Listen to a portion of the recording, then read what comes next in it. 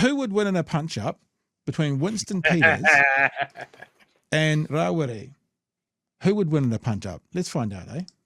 Speaker Jerry Brownlee was forced up onto his feet. Look, I'm allowed to talk about chubby. The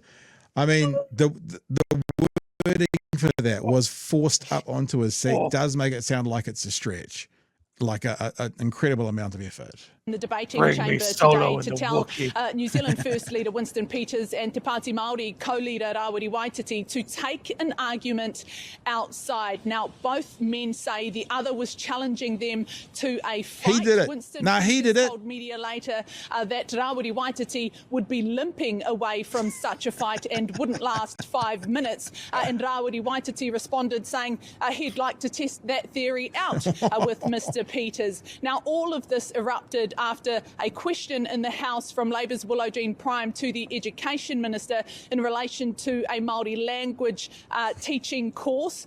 Now, as the Minister was answering the Labour MP's question, Labour MPs were heckling her, to which Winston Peters stood up and made a statement. Now, it's that statement that Te Pāti Māori has taken issue with, and that's when the fireworks really kicked off. Take a look at this. Could I ask the Minister, would students at the Reo Māori lessons learn more if they kept their mouths shut while the teacher was talking? Look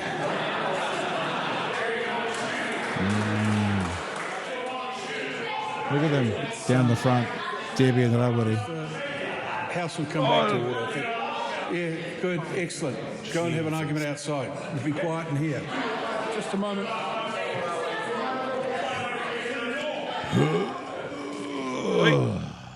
Now, Te Pāti Māori took issue with the fact that Winston Peters referred to Māori children in that statement. But nevertheless, this is simply another iteration of a verbal back and forth that's continuously happening between Te Pāti Māori and New Zealand First. The Speaker, Jerry Brownlee, has time and time again had to intervene in that. Clearly, there's some sort of hui needed, a meeting perhaps, in order to get a little bit of rongomo, a bit of peace here in Parliament between the two parties. There you go.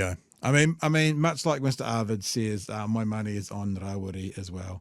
Although Winnie is crazy, and I thought he just put one up there saying Winnie would bite him. It's probably true. Anyway, a little bit lighthearted. Obviously, never going to come to anything. You know, what do they say? Handbags at 40 yards, swinging them at each other, but not really doing anything.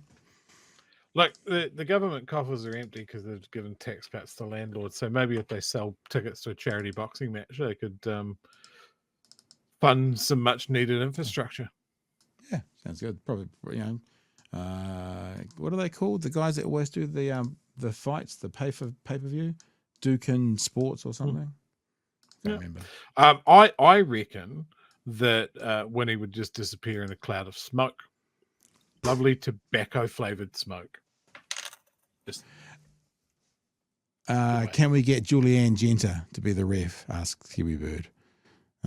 She'd probably see. I didn't think of Julianne Genter. I thought of that old 90s TV show Jag, right? Which would be very different.